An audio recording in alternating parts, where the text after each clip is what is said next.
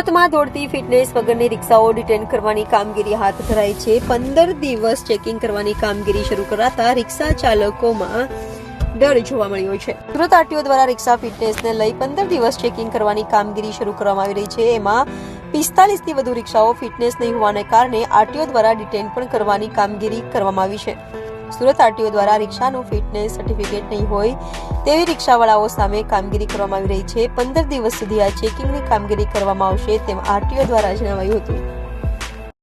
અત્યાર સુધી ફિટનેસની કામગીરી અહીંયા આરટીઓમાં થતી હતી પહેલા, પરંતુ હવે પ્રાઇવેટ ફિટનેસ સેન્ટર જે સરકારે માન્ય છે એમાં થઈ રહી છે। જે ફિટનેસ વગરની રિક્ષાઓ અહીંયા ફરી રહી હશે એની સામે સઘન કાર્યવાહી અમારી કક્ષાએથી ચાલુ છે અને એમાં ડિટેન કરાવવાની પણ કાર્યવાહી ચાલુમાં છે। 5 વર્ષના આંકડા જોઈએ તો કઈ રીતનું હશે? 5 વર્ષના આંકડામાં તમને બતાવું તો એમાં લગભગ 19,903 જેવી રિક્ષાઓના ફિટનેસ એક્સપાયર થયેલા હતા અને એમાંથી 12,000 જેવી રિક્ષાઓના ફિટનેસ થયેલા હતા।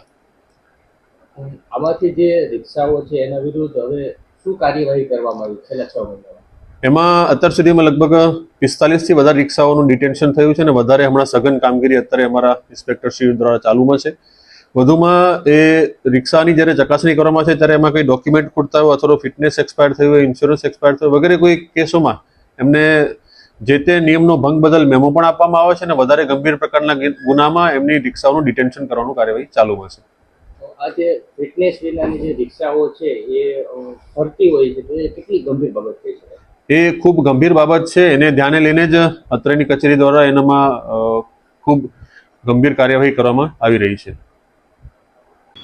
સુરત શહેરમાં ટ્રાફિક વિભાગ તરફથી જે વધુ પેસેન્જર તરીકે જે વાહન ચાલકો અથવા તો રિક્ષા ચાલકો પેસેન્જરોને લઈ જતા હોય છે એવા રિક્ષા ચાલકો વિરુદ્ધ ટોટલ 21 કેસો કરવામાં આવેલો છે। તેમજ જ્યાં 4 રસ્તા હોય, સિગ્નલ પર જામ કરતા હોય અને એવી જગ્યાએ જે પાર્કિંગ કરી દેતા હોય છે, અવારનવાર સૂચના કરવા પણ એ લોકો પાલન નથી કરતા તેવા રિક્ષા ચાલક વિરુદ્ધ કુલ્લે 89 કેસો કરવામાં આવેલ છે।